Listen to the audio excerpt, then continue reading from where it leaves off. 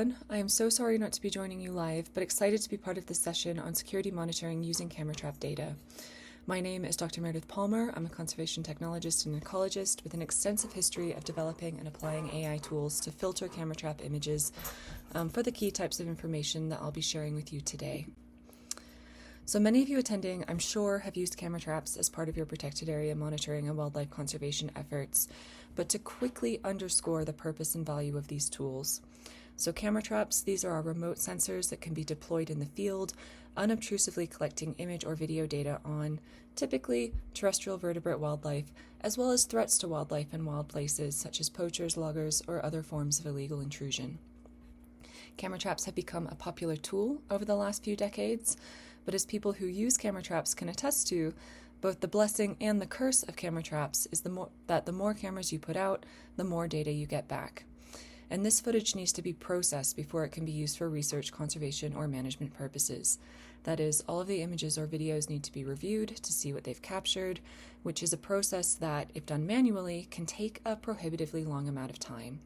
So particularly when we plan to use these data to detect changes and threats, we need tools that enable us to process and respond to this information in as close to real time as possible. So for protected area management purposes, we're often setting out cameras to provide information on human intrusion or forms of illegal activity, or to detect focal individuals or target species, so for instance, problematic individuals, or the types of species typically involved in human-wildlife conflict. And when reviewing our footage, we often have to wade through enormous amounts of information that are not related to the target phenomenon. Camera traps are notorious, for example, for capturing significant proportions of empty images. So for many projects I've worked on, over half of the data we capture can contain absolutely nothing at all. And of the remaining images, many may contain species not of interest to the current monitoring effort. So increasingly, we're turning to artificial intelligence as a tool to help us accelerate the process of image review and pick out the instances that need our immediate attention. Now, artificial intelligence has become pervasive in our everyday lives and can seem like a quote-unquote magical solution to many of the tasks we set it to. However, I'm here to underscore that AI is not yet perfect. It's predictive. It's prone to errors and hallucinations, and it performs better or worse under different scenarios. So human oversight is always key in any pipeline that uses these types of tools. However, thoughtful integration of AI into your data processing workflow can significantly help alleviate these big data bottlenecks. So today I'm going to briefly touch on what AI is, the different AI options we have for detecting phenomena in camera trap images, how these tools can be applied in practice, and I'll end with signposting to platforms that are increasingly enabling real-time alerting and reporting based on AI-enabled camera traps. So what exactly is artificial intelligence? To understand where and when an AI algorithm will be most accurate and useful for our work, I really do find it helps to understand a little of what's going on under the hood. So for the next few minutes, we're just going to do a quick cover of some AI fundamentals. So the term AI encompasses intelligent software-based technology that can receive information from the environment and then take actions based on this information that affect the environment. So at its core, AI really is the ability for machines to simulate and enhance human intelligence. A subset of AI is machine learning. So machine learning algorithms are a collection of mathematical and statistical models that learn representations from underlying training data. So basically, machine learning algorithms, they extract patterns from incoming data in order to come up with the rules and parameters for these models so that they can make smart predictions and decisions when confronted with new unseen inputs. And finally, a subset of machine learning is deep learning. So deep learning models are more complex, highly versatile machine learning models, which use what we call artificial neural networks to process information. So these types of algorithms, they're built to model how the human brain processes information, and they underlie many of the applications we see in AI for ecological data processing. So that being said, I may use these terms interchangeably throughout this talk. And typically, the types of AI algorithms that we'll be discussing today are what we call supervised machine learning algorithms, which means that you build your AI model by providing the algorithm with matched data and answers. So in our case, camera trap images with the correct labels for what is in the image. And if the algorithm sees enough pictures of what, for instance, images that we tell it are tigers, it will figure out the quote-unquote rules that it uses to determine whether or not a picture has a tiger in it. Then when you run the model on new data, it uses these rules that it has generated to predict what may be in images that it hasn't seen before. However, the accuracy of the model to predict on new data depends on how well it has been trained. So there's a saying in computer science, garbage in, garbage out. If the data you use in the training phase is not accurately labeled, if you don't include all of the classes, so the categories like animals or people or the different species of interest, if you don't include all of these classes that you want the model to recognize in the future, and if you don't have an even representation across these classes, your model will perform poorly. So if you want more information on what it takes to build a good AI model, I've included an informative link here. That being said, you don't necessarily need to be a computer science expert to create AI tools that work for you. So you can often find collaborations with machine learning experts to help create models, or tap into the increasing diversity of off-the-shelf, that is pre-trained models that are becoming available. So how do you tell if your model is good enough to put to work on your data? There are a number of different metrics you can use to assess model performance, and we'll cover 3 descriptive accuracy metrics here, starting with overall accuracy. So this is calculated by dividing the number of true predictions by the number of total predictions. So this is a metric that quantifies the performance of your model over all species or categories of interest. So for example, an overall model accuracy of 0.7 means that for every 10 images, regardless of what is in those images, the model can correctly classify 7 of them. Precision is another metric. This is calculated by dividing the number of true positives by the total number of images that are classified as positive, so that is classified as containing an entity. This result tells you about the data quality of each class classified by the model. So, for example, again, a precision of 0.7 for the animal class implies that for every 10 images that are classified by the model as containing an animal, 7 of them will be correct. And lastly, a third important one is recall. Recall is calculated by dividing the number of true positives by the total number of ground truth positive images. So this statistic, in a nutshell, quantifies the ability of the model to detect each category or species. So, as an example, a recall of 0.7 for the category elk means that if there are 10 images of elk in your data set, the model is able to detect 7. Now, for processing camera trap images, there are 2 primary types of AI models that tend to be employed, and these are detectors and classifiers. So a detector, well, it detects whether or not there is something in an image. For each detection, a model will typically assign a coarse identifying label, so often whether the image is empty, if it contains an animal or a person or a vehicle. The detector will locate the entity via a bounding box. So you can see in this picture we have a red bounding box and a blue bounding box. And the model will lastly assign a confidence value indicating the likelihood that the model is correct in this identification. So when filtering images using a detector, you will likely set a threshold for what confidence values tend to result in true classifications for your particular data set, and take those images as being correctly assigned their label, while perhaps manually viewing or maybe even discarding images where the model is less confident. Detectors can be run as standalone models, but often precede the deployment of a classifier AI model. So a classifier will typically make a more fine-grained classification of what has been identified in the bounding box by making a prediction from a set of known categories. That is, the set of species or objects you trained the model on in the first place. So your classifier will typically produce a list of possible classifications for each detection. So for instance, a list of species, along with an associated probability value that roughly indicates the likelihood that each of those classifications is correct. And again, you'll typically need to determine a threshold confidence value over which your model tends to work well for each particular species or phenomenon in your system. And again, perhaps manually review lower confidence images. So many current classifiers, we tend to need these to be trained for specific target categories in a specific system. Your classifier cannot correctly identify an animal that has not been in the training data set, and it's worth noting that the accuracy of model classifications may vary across species. Another item to note is that the habitat or the background of the image can also play an important part in model training.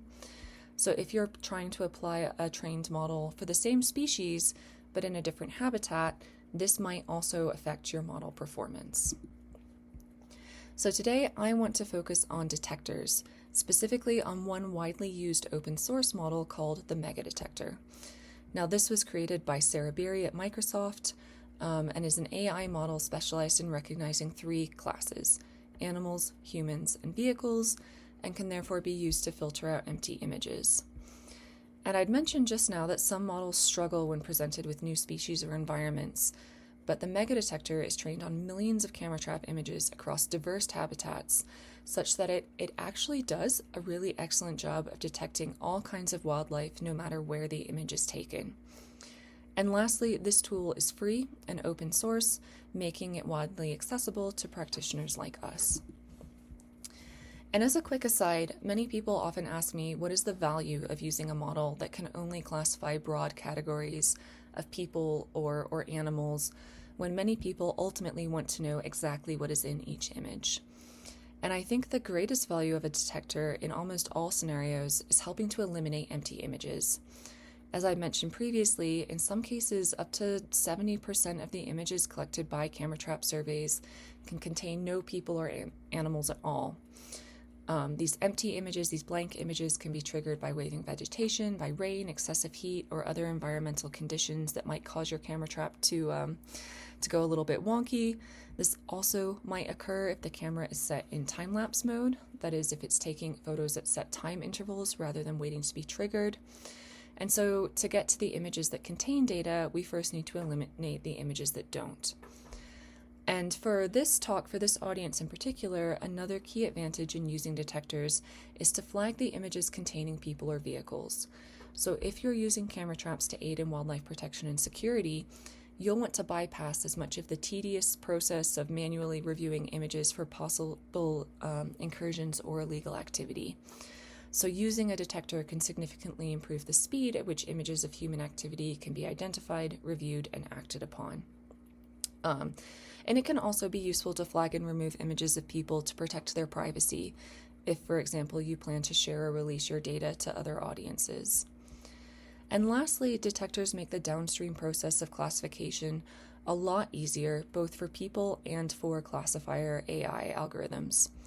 So if you plan to manually classify your data, detectors help pinpoint what images need to be reviewed. So studies have found that incorporating an image detector into a camera trap classification pipeline can increase efficiency by more than 500% over manual labeling. And then also the information provided by the bounding boxes, so zeroing in on where the wildlife is in the image and removing all of those noisy background pixels. This also tends to improve the accuracy of AI classifiers and can also be used to extract additional data, such as the number of individuals in an image, and can help the AI algorithms better handle images that contain multiple species. So just a little more under the hood information on how detectors like megadetector works. Megadetector is what we call a convolutional neural network. This is a type of deep learning model used in image recognition and processing that is specifically designed to process pixel data. So convolutional neural networks evaluate image data in a hierarchical fashion, again very similar to the way that human brains process visual information. They're trained to identify objects of interest by learning how to associate raw inputs such as images, to that labeled image data. And they're a particularly powerful class of models because they are able to learn and extract complex visual features without direct supervision from a human expert. And again, we might not typically recommend applying one of these off-the-shelf AI algorithms that hasn't been trained to your specific data, but Megadetector again has been trained and evaluated on millions of images from around the world, and its developers have found that this model does generalize exceptionally well, even to animals in places it has never quote-unquote seen before. So this model is very safe to use no matter where in the world you're camera trapping. So when using detectors or AI in general for filtering camera trap images, it's important again to remember that image recognition is not perfect.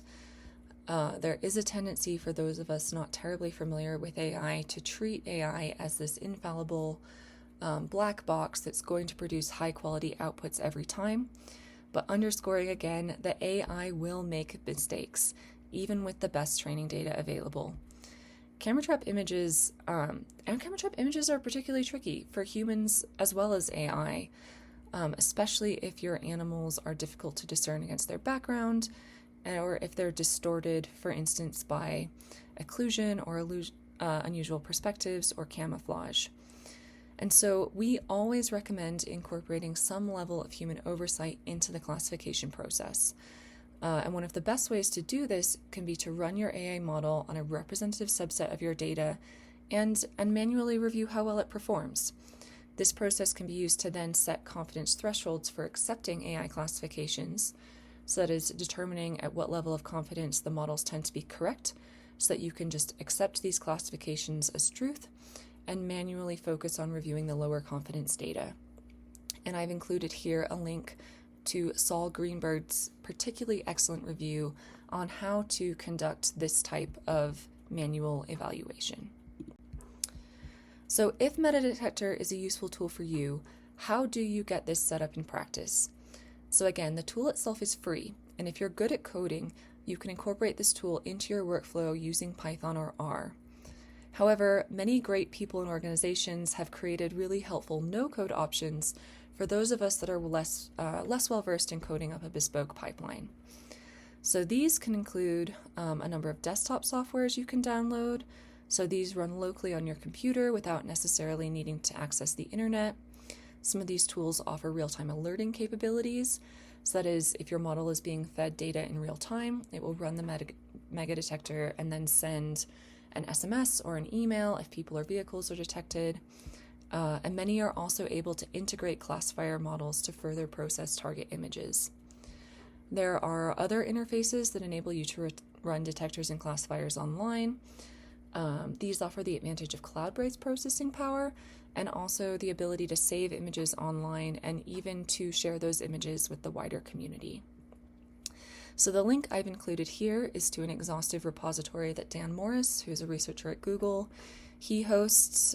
This contains many more options than I've been able to list here, and each of these tools has different strengths and weaknesses that may make them more or less appropriate to your specific project. So it's worth exploring and trying out a few different options. I am, however, going to quickly step through an example of how you could set up a no-code Megadetector pipeline using two of my favorite free tools. So in this process, we first need an interface to help us run the Megadetector itself. And I recommend Addax AI. This is a great front end for Megadetector, and it has the added bonus of being able to run a number of different species classifiers as well.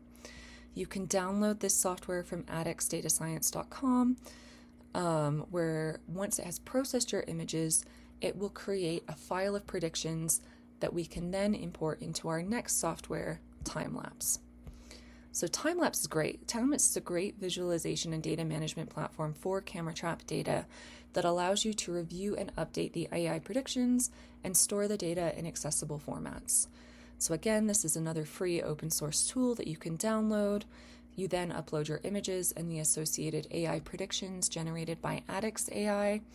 And in the Timelapse interface, you can then visualize the bounding boxes, the predictions, and the confidence for each image.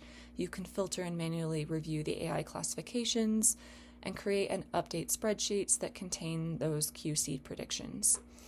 And the creators of time-lapse have put together a very detailed step-by-step tutorial on how to integrate these two tools that can be found at this link below. So here are just a few more screenshots demonstrating time-lapse functionality. There is a lot to take in here, but I wanted just to show you that you can filter by detector category, so empty, animal, vehicle, or human, or by classification category. You can select detection and classification confidence thresholds. You can rank images for review by model certainty. And there's a whole host of other options that allow you to quickly and easily get to the important data that you need. So a few more things to be on the lookout for when reviewing AI predictions for your data. These include the possibility of false positives, so instances where the algorithm detects an entity when there is no entity, for example, in an empty image. We can also get false negatives, so situations where the model fails to detect something that is actually there. And there's also the possibility of incorrect classifications, where the model assigns the wrong label to an entity that was detected. And these are important because as you review your data to set your confidence thresholds, you'll need to consider how important each of these types of errors are in your work. Are you willing to let a few false positives enter your system? Is it going to be extremely detrimental for you to miss detections of a specific species or of people, for instance? How do you balance accepting errors against reducing the amount of human oversight you want to dedicate to processing your data? And there is no one answer to this balancing act. Your tolerance for each of these different kinds of errors will vary by project, so this is something you have to put some thought into up front. And lastly, I wanted to quickly touch on how these detector AI approaches are increasingly being used for real-time mitigation and response. So even if you are able to use Megadetector to quickly identify images of interest, the amount of time after the images are taken that you go and collect the data and run these models can impede your ability to respond to identified threats and incursions on timescales that make a difference.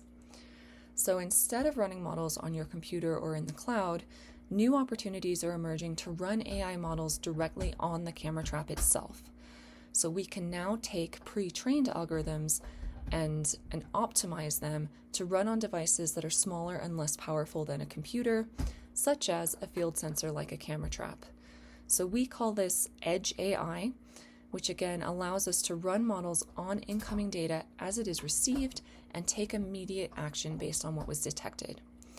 So when the model identifies that you have just, for instance, captured a photograph of a potential poacher, the device can immediately trigger an alert such as an SMS or another signal sent over cellular, LoRa, or satellite networks to, again, for instance, an anti-poaching team, allowing for real-time interception. So I believe you'll be hearing a little bit more in this session about how these types of tools work and how they're also interoperable with centralized platforms with EarthRanger, allowing for greater coordination and response. So if you're interested in exploring these options further, I've listed a few systems I'm aware of that are integrating Edge AI into wildlife protection and monitoring. This is by no means an exhaustive list, but hopefully a good place to start learning more. So this is a short presentation that I hope has delivered some high-level insights into using AI for camera trap image filtering and wildlife protection. For a more in-depth exploration of these tools, I strongly recommend checking out the following resources, and I hope that this presentation or these links can be shared with you after the fact so that you can start digging into this a little bit further. And I know I'm not live to discuss with you in this session, but please do reach out to me via email if there are any questions I can answer or additional resources I can send your way. Thank you so much for your attention and for the opportunity to share more about these different AI tools. And that was a fantastic presentation from Meredith. So wonderful. If you do have any questions, please, you can type them into the chat here and we'll share them with Meredith. We can also forward her email or type her email address into the chat here so you can write to her directly too. So without further ado, we have our fourth speaker here with us today. This is Mike Hicks from Wildlife Protection Solutions. Mike is joining us from Vermont, I believe, and we're excited to have him here. And so, Mike, welcome. Nice to Hey, see you. how's it going? How's everybody doing? Oh, yeah, good to be here. Please forgive me. It is a little bit early over here, so I might be a little bit slow this morning, but we'll see if we can get through all this. Yeah, so today I'm going to be talking a little bit about connected camera trap solutions and how they can be used together with tools like EarthRanger and the Circus suite of tools and whatnot to actually get some of this data that we're talking about out of the field and to you so that you can actually do processing on it and do analysis and do the work that you actually are collecting all that data for, right?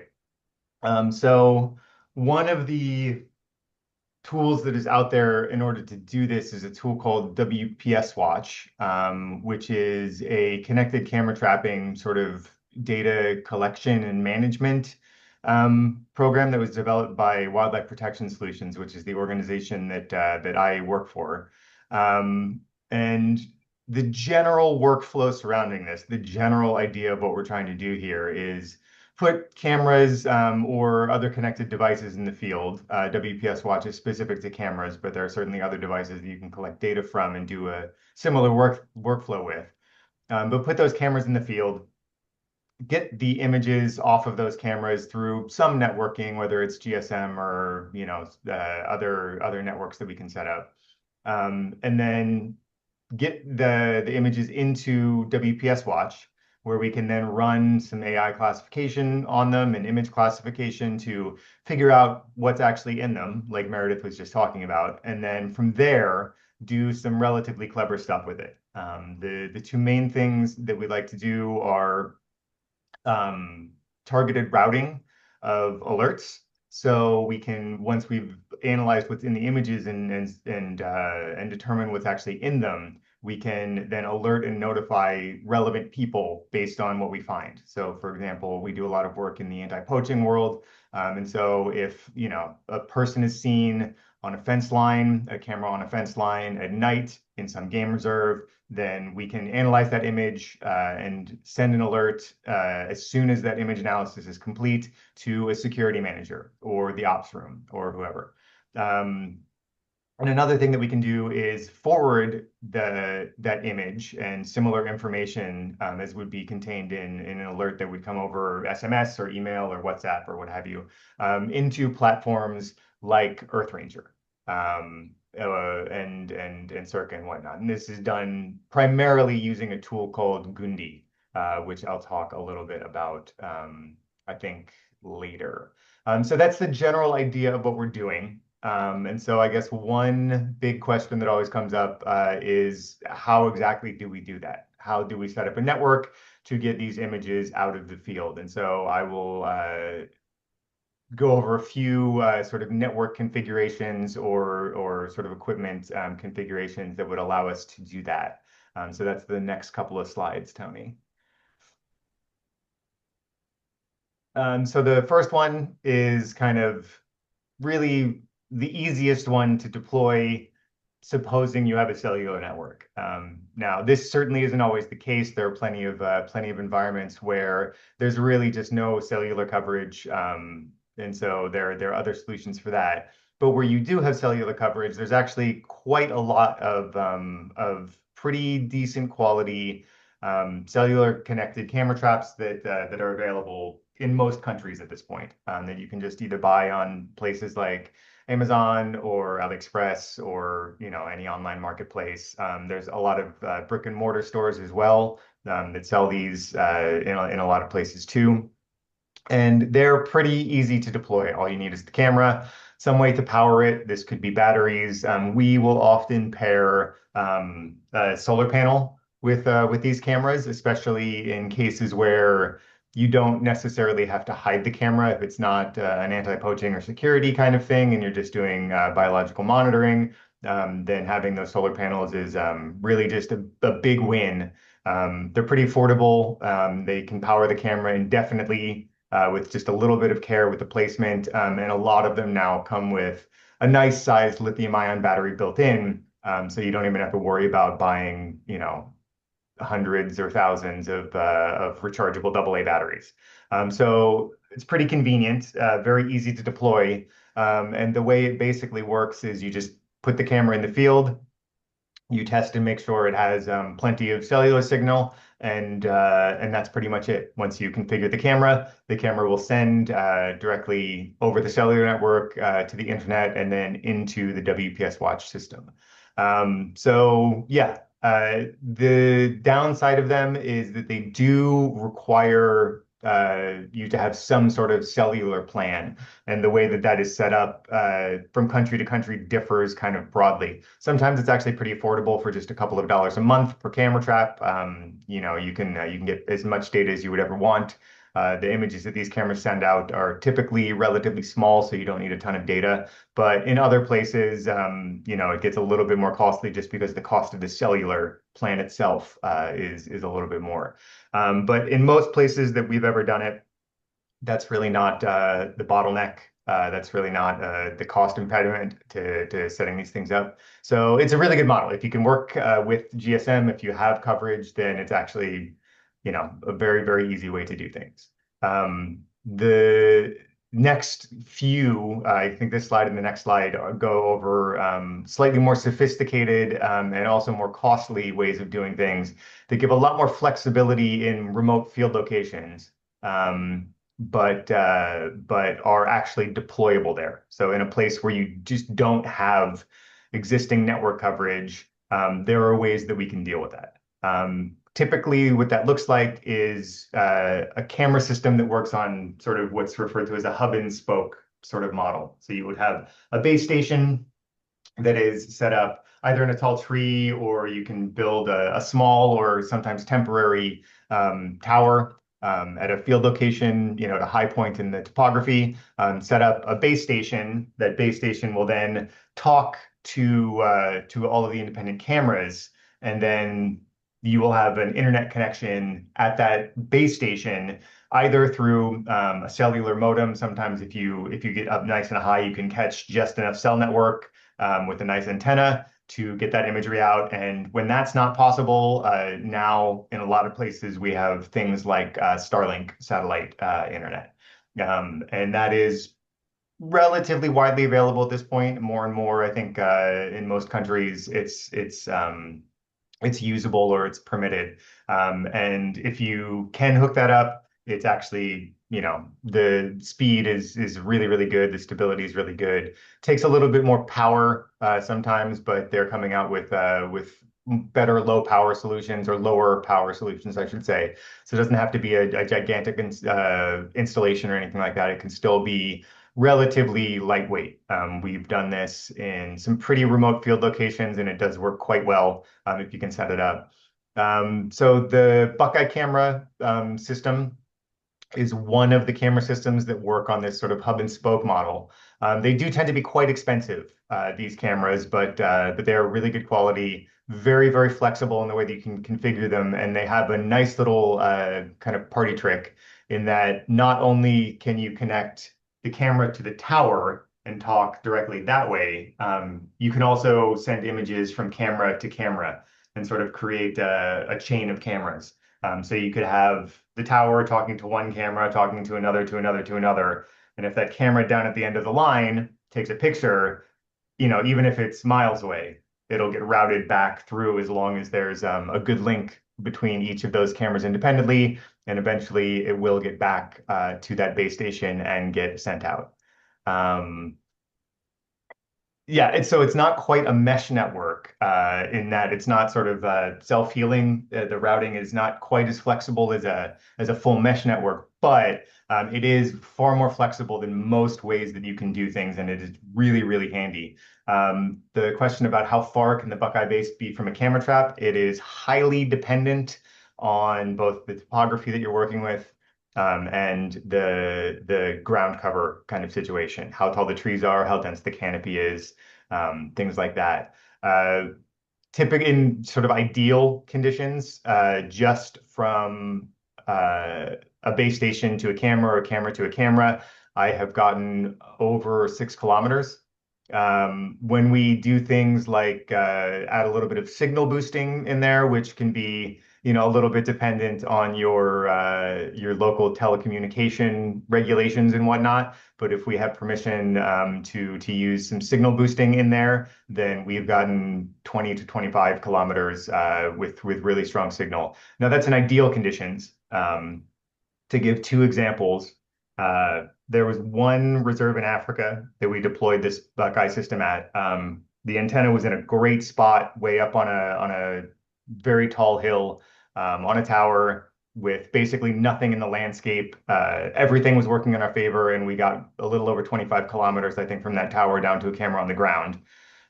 We took that exact same system and deployed it in Indonesia in some very dense forest.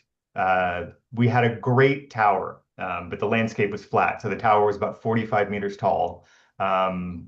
But the canopy was about 30 meters tall and about 20 meters deep and just really, really dense. In that situation, from that tower, the farthest we were able to get it to a camera was about 1 kilometer. So as you can see, or as you might be able to tell from that, it really, really does depend on the environment that you're working in. There's a lot of factors that go into to how the signal will propagate, but there are things that you can do to mitigate it if you have the ability to get some climbers out there. Then one thing that you can do that really, really helps with this sort of thing is getting the camera and antennas. If you can get an extension cable for the camera antennas and actually get the camera antennas above the canopy or pretty close to it, then you can help mitigate a lot of that, because what's going to kill the signal in that sort of situation is actually trying to penetrate down through the canopy. So if you can just take that factor out of it, then you can really start to extend that range out again. So that is the Buckeye system. The Link-Eye is a similar system. It works in a very similar way. The main difference between the Link-Eye and the Buckeye is you lose the ability to go from camera to camera. So this is a true sort of hub and spoke model where the camera more or less has to have line of sight to the tower. It still gives you a lot of options and a lot of flexibility, especially in a landscape that does have high points to work with. If you can get that base station in a good location and get a good overview of your operating area, you can really open up a lot of terrain in which to put cameras. And we've also deployed this in some pretty rugged places, and similarly, we've seen that same story of the signal propagation dealing with heavily with terrain and ground cover. We did a Link-Eye deployment in the Galapagos, where there's just really not much on the islands in terms of large vegetation, and got similar results in getting miles and miles and miles out. And then we've also deployed this in Indonesia with similar, very, very limited results in terms of distance. So another really good solution. The Link-Eye system is a lot more affordable than the Buckeye, which is kind of the advantage and why you would choose a Link-Eye system versus a Buckeye if you really don't need that camera-to-camera repeating. But yeah, it does have that sort of additional limitation. The next one is just kind of using Wi-Fi, basically. Now, this is not a model that I go with particularly often because it's highly limited at that last jump down to the camera. There are certainly ways to do point-to-point Wi-Fi links or other links. One way that you can create a network is using other frequencies outside of Wi-Fi. So you can create sort of a very low bandwidth but very long range link over NPR packet radio, new packet radio protocol. It works on 70 centimeter band, which transmits very, very far and has good penetration, through canopy and over terrain and whatnot, but is relatively slow. But because of the size of the images that we're working with, it's usually sufficient if you can get a good link up. And so you can throw those sorts of links very, very far distances. But once you get down to where you actually have to hook up a Wi-Fi camera, it gets a lot trickier because Wi-Fi is Wi-Fi. If you're working on 2.4 gigahertz Wi-Fi, as you've probably experienced in your homes or your offices, you get about 100 meters maybe. And that does not get better, when you try and deploy one of these things in the forest, for example. And so you can create these links. And if it's the only option, if it's the only cameras that you have available, it can be done. But it does require a lot of additional gear because now you're not just talking about putting up a camera in the field. You have to put up a camera and the router to support it, to actually throw a Wi-Fi network that the camera can talk to. And then your range is very, very limited. So it tends to get to be a much more difficult and complicated field deployment to make work. It is doable, but I don't necessarily recommend it. And then I think there was maybe one more. Oh yes, the satellite cameras. So there are a few options. Sentinel was mentioned, I think, at the end of Meredith's talk there. And I think that there may be a few other options that are out there at this point. But there are some cameras that will talk direct to satellite. I don't have a ton of experience with these myself, just because it tends to be, it's a pretty workable solution, or the cameras that do it work, but it does tend to be a bit more expensive. And satellite networks have been, classically relatively finicky. There are going to be, I think, in the next year or two, some of this is available now, and there's going to be more rolled out. Networks like Starlink and some of the competitors to Starlink are starting to do direct to cell connections. So instead of having to have a Starlink terminal set up somewhere and then use that as your internet sort of backbone, you can actually just connect a device to the Starlink network or whatever network you're working with. I think that will likely be a lot more stable and a lot more workable. There's some question marks in my mind about cost for that, and how that's, the pricing models are going to work. But once we have that information and sort of have some of the answers to those questions, it could be a very, very viable way to do things, because then you could actually just use, going back to sort of the first GSM, deployment model, it could be as easy as that. Just put your SIM card in a cellular camera that talks directly to the satellite network, and you're done. We'll have to see whether we need specific cameras that can use the frequencies that the satellite connections are using, or how it's all going to work. But I am certain that as soon as it becomes an option, people will be making cameras for it. So kind of an exciting thing that's on the horizon that could make all of this significantly easier. But that is sort of a broad overview of some of the more common ways that we would actually get these images out of the field.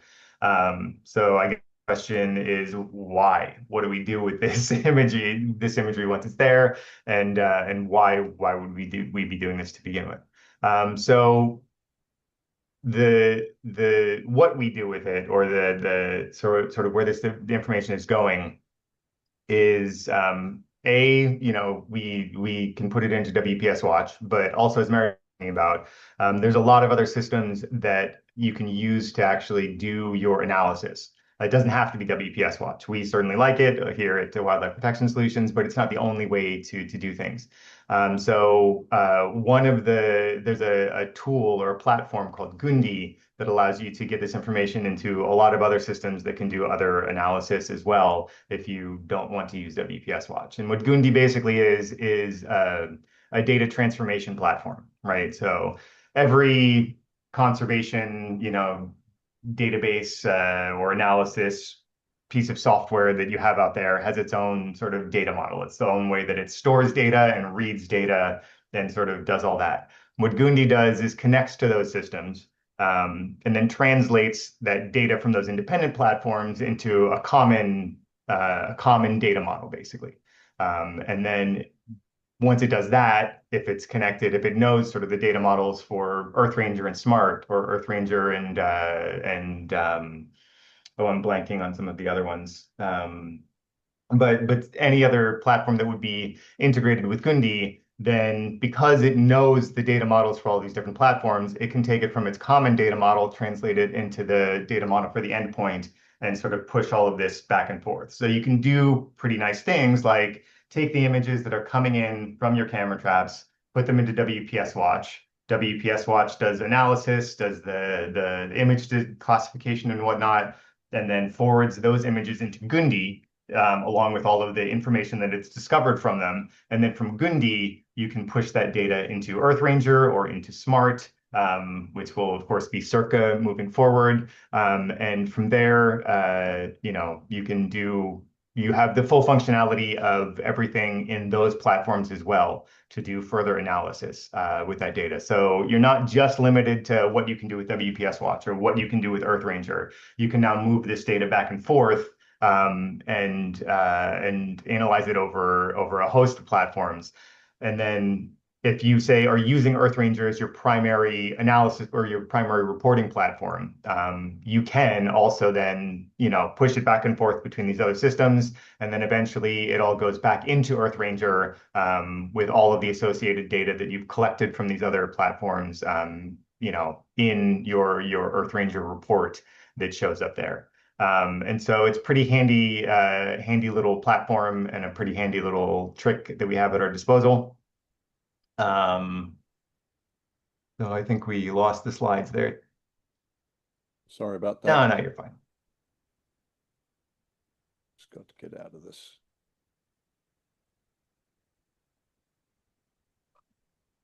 Yeah, I want to quickly jump in. We have new destinations available in Gundi, so you can push your images to CamTrapper or some other different destination as well.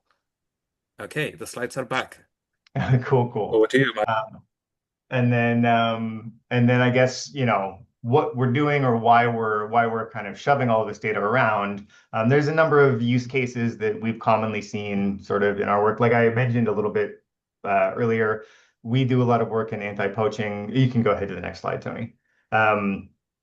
We do a lot of work with anti-poaching and security. So at Wildlife Protection Solutions, this is one of the things that we've. It's sort of what WPS Watch was sort of framed around, and the impetus is for why we made that platform. We've sort of seen a great variety of use cases that you can use these sort of tools with, but anti-poaching certainly is a pretty common one. But another that comes up quite a lot is human-wildlife conflict. Yeah, you can just roll through these slides as I go through, Tony. So human-wildlife conflict, this comes up a lot in Southeast Asia. That's where I predominantly work.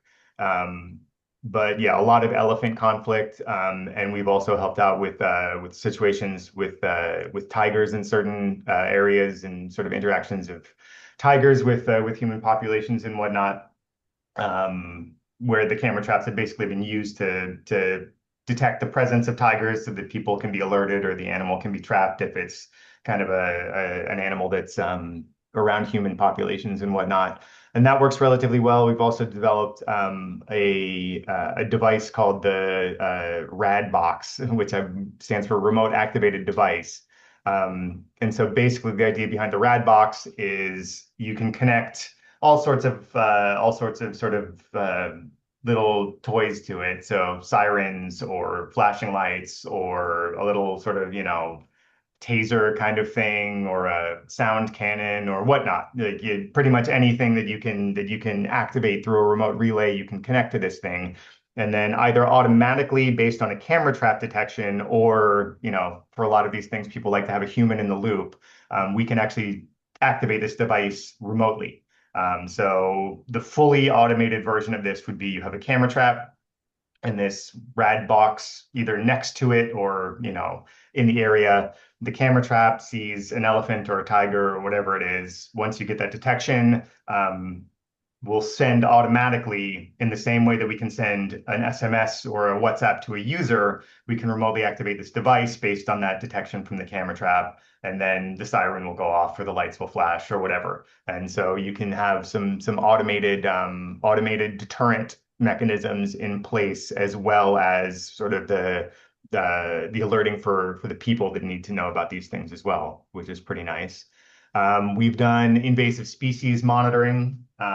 This was the project that I had mentioned in the Galapagos, was largely an invasive species monitoring and eradication program. That's what they're using that one for. We have done ecological monitoring. So in situations where teams now, are trying to do live observation, but the animals are kind of tricky to find. You don't necessarily know where they are because you don't have a collar on every single animal or whatever. You can use camera traps to detect when target species are in the area. So you can actually send teams to do live analysis or just get presence monitoring or try and figure out range, whatever. We've used the cameras for fire detection. There are a lot of other tools, particularly in EarthRanger, that are integrated with EarthRanger that can do some automated fire detection as well. But we have had situations where the first sign of bushfire, for example, showed up on a camera trap. And so it's something that has happened before, although I wouldn't necessarily say camera traps are the best tool for that. We've done some infrastructure sort of monitoring. So if you do put up a tower in the field, to support one of these more complicated camera systems, then you can actually set up a camera right next to it and just, keep an eye on it, make sure that nobody's coming and messing with your expensive equipment, whether that's people or animals or whatnot. It helps you just kind of detect when problems might be rearing their head. One interesting use case that I've seen is monitoring for health and injury of animals. That's 2 slides ahead of where you are, Tony, I think. So this was a case where we had some camera traps out in the field, and some of the folks in the ops room, I think it was, noticed that there was an injured animal. It was an animal, a leopard, that had been caught in a snare and had some significant damage. And so the first sign that anybody saw of this injured animal showed up on a camera trap. So they were able to deploy a veterinary team out to go and set a trap to trap the animal and then treat it. So not only was the injury identified with the camera trap, but in the next slide, they actually set up a camera trap at the trap site as well, to actually monitor the trap to be able to tell when the leopard actually was in there. This is a use case that we've seen a number of times for not only health but also wildlife conflict sort of situations, so that you don't necessarily have to have a team in the area 24/7. You have to have a team on standby, of course, so that you can have a quick response, but you don't necessarily need eyes or people going and checking the trap every hour or every 2 hours. So not only does that save a little bit on just like the stress for your resources in terms of your person power, but it also is really nice for the welfare of the animal as well. And then and in this particular case, the animal was able to be treated and re-released, which was nice. And then also just things like monitoring environmental conditions. If you have a very remote watering hole and you need to check water levels and you don't have any water sensors or a LoRa network set up or anything like that, then you can do it with a camera trap. If you have a place that's only accessible via helicopter, but you have no reliable way of telling whether the landing site is suitable for deploying drones or helicopters or whatever to that site, then you can set up a camera and just look and see, what is the weather there. So yeah, there's all sorts of sort of interesting things that people have done with these cameras and whatnot. Yeah, I think the possibilities are kind of, down to your imagination, I suppose. And then I genuinely forget what the next slides are. Oh yeah, so this is sort of what it looks like in WPS Watch. This is just what the web portal would look like. So WPS Watch, it's free to use for the conservation world. The data is all yours. We don't claim any sort of ownership of it. We never delete your data. You can put as many pictures in there as you want, and we'll never delete them unless you specifically ask us to. We try and make it as easy to use and accessible for people doing conservation work as possible. And we are pretty we try and support as many different cameras as possible. So this isn't, the only site or the only sort of tool like this. A lot of camera manufacturers now actually have started trying to do similar platforms for their cameras, but they usually are all proprietary. And so if you're using, one of their tools, for example, not only was it not designed specifically for conservation, which this was, but oftentimes you're then locked into using only their cameras and usually paying for it as well. So we tried to kind of get around that. And so, we have integrated pretty much every camera that we've ever tried to come across. If you do find one that we don't integrate, we will work to make it operable with WPS Watch. And we want you to be able to use the cameras that you can get, that you have available in your area to do this kind of work. And then the way it works with EarthRanger is once, like I said, once we get the report in WPS Watch, we can then forward it on into EarthRanger, where it'll show up pretty much like any other event report in EarthRanger. We'll do things like send along information about the location of the camera, sort of what was seen in it, so all of the tags that we got on that image, and what was in it.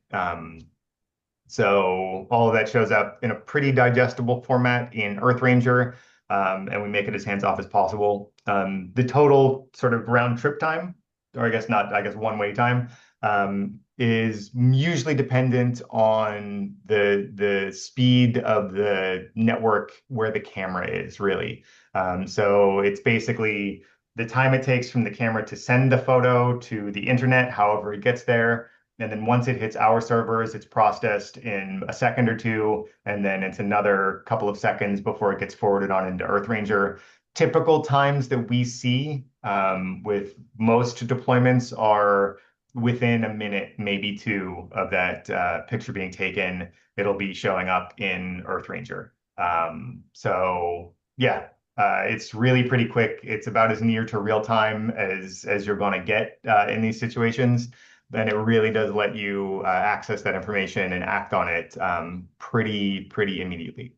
So if you do have any questions that we don't get around to here, this is my contact information. Feel free to get me on email or on WhatsApp. I am, pretty available and sort of often am contacted by people all over the world. So, I might not, depending on what time it is when you message me in the US, I might not respond immediately, but I will always get back to you.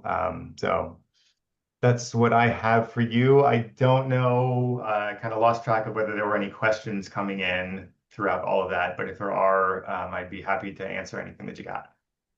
Yeah. Mike, thanks very much for that great presentation. Really interesting to see all the different options available to people who have different levels of connectivity at their site. There was actually more different information to what you presented a couple of months ago at ACCON. So the technology has improved and the options have changed in just that short amount of time. Yeah. Yeah. We do have questions, and Aki, could you go through? I think you've actually been responding to some of the questions as we've gone through. Are there questions that haven't been answered that we can put to Mike really quickly? Absolutely. So, Mike, we've been getting questions, and one of the questions was about AI models. So, what is the AI models that are currently deployed, are available in WPS Watch? That's the first part, and the second part is also customizing that based on the local conditions or target species. Could you talk a little bit about it? Sure. Yeah. So in WPS Watch, we our main line sort of classifier that we use is mega detector, which Meredith, I think, also mentioned. And that is for general use cases. It's what we use for our security and anti-poaching stuff. Basically, what mega detector does is pretty simple human vehicle animal classification. And for a lot of use cases, that is the information that you need. You don't necessarily need species-specific identification. But when you do, there are some options. We've integrated a handful of other models. One is the deep fawn model, which I think is more geared towards European species.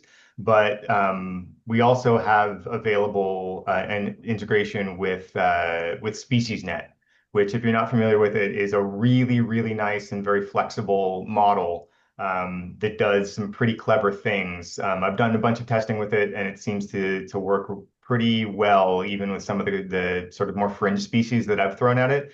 But basically, what SpeciesNet does, it's a global classifier. I think there's something like I can't remember if it's 2,500 or 25,000 species that are more or less pretty well covered in there.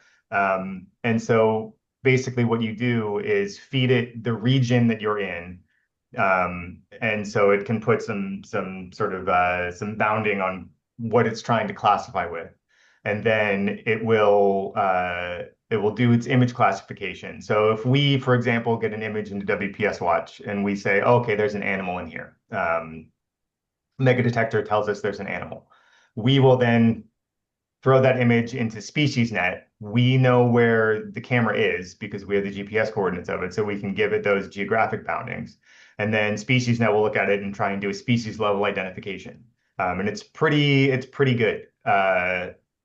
And then if it can't, the nice little trick that it does is if it can't give you a species level identification, it'll do a taxonomic roll-up. And so it'll then try and do a genus classification. If it says, well, I'm only 40%, confident on the species, but I'm pretty sure it's this genus or this family or whatever, then it'll give you the result where it's most confident. So for example, if there is only one, big cat in your area, and that's the thing that you are interested in, even if the classifier can't nail that species specifically, if it can tell you it is in the cat family, and you only have one cat that you're interested in that area, it can still be very, very useful if it can't, even if it can't get that very precise species level classification. And so that is also integrated with WPS Watch. And in terms of other sort of very specific classifiers, oftentimes I actually find, because the way people deploy camera traps is different everywhere, where they put them, the height of the camera trap, the surrounding environment that shows up in the background and things like this. Often the most accurate classifier that you can get is one that's sort of custom built for the area that you're working in, which is possible. It is possible to do. Again, Meredith covered some of how you would go about doing that. And we can integrate things like that if we do have a custom model that we've made or you've made. It is possible for us to also integrate that into WPS Watch. There's also another platform coming out relatively soon called Akili, which will help with sharing some of these classification models that people have made for various places around the world, and also will allow for processing some of your offline data sets. WPS Watch is targeted more towards connected camera traps. Akili is going to be doing the same sort of work for a lot of your unconnected devices where it's just not possible to get them connected. And also, I think people are going to be bringing an awful lot of historical data to the table as soon as that's released to process. So yeah, basically any model. So some of the WPS team are the ones that are developing in partnership with some other organizations, AI2 among them, developing the Akili platform. And so we've specifically made it so that anything that can be used in Akili can also be brought into WPS Watch. And so it is possible. It gets a little bit more tricky. And oftentimes developing those more specific classifiers, the big limitation or the big challenge, I should say, is having sufficient data to do it.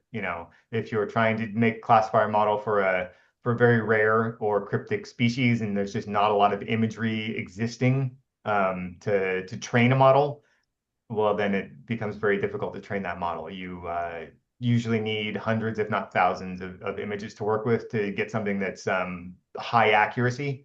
But we've had some success working with even relatively sparse data sets.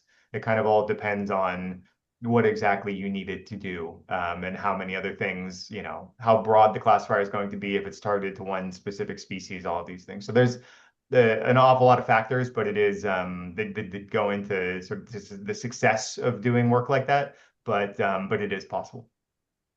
Fantastic. Thank you so much. Saeed, I hope it answers, I hope your questions are answered in Mike's talk and this one. A related question from someone new, I hope I'm pronouncing your name correctly. Someone new asks if we are very close to having a standardized open source global framework for machine learnings. Could citizen science help? As you know, Mike, I think most of the data tends to come from the West or Africa, where they historically they used to think. So this is a more general question of like one model to detect everything. Over to you. Yeah. So if you're talking about sort of like the mother classifier, right? The giant catch-all. I think the closest thing that we have to that right now is SpeciesNet.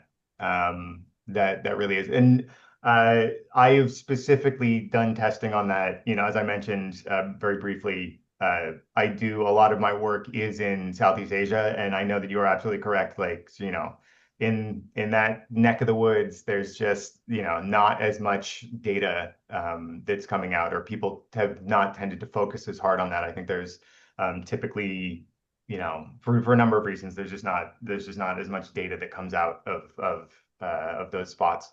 But in the testing that I've done with species from that part of the world, it actually has done reasonably well.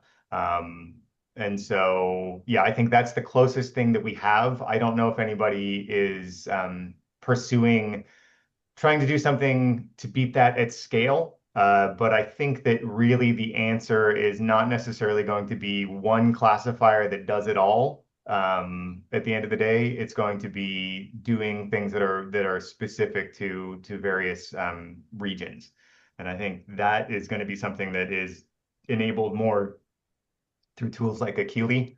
And I think that having a platform to share those models, and rather than trying to make one classifier that works globally, having a number of different, more specific and more accurate classifiers that are available on one platform is probably going to be the way to do it. And once you have those classifiers all in one place, you can kind of do a pick and mix. You can mix and match what you need to get the coverage for your particular area.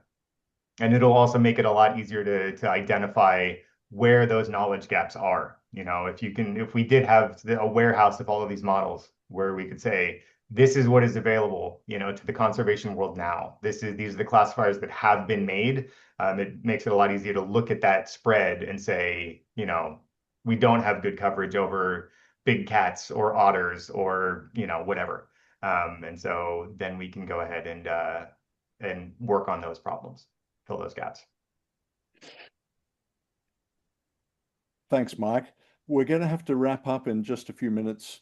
We've actually gone over time, but Mike, thanks so much for joining us. There's so much interest in your presentation and also Meredith's presentation. Thanks so much for joining us. I know it's really early over there, and we really appreciate you getting up and sharing your knowledge with us. It's just been fantastic. So I'm going to hand back to Byra, who's going to close up for this session. Thank you, Mike. Thanks again.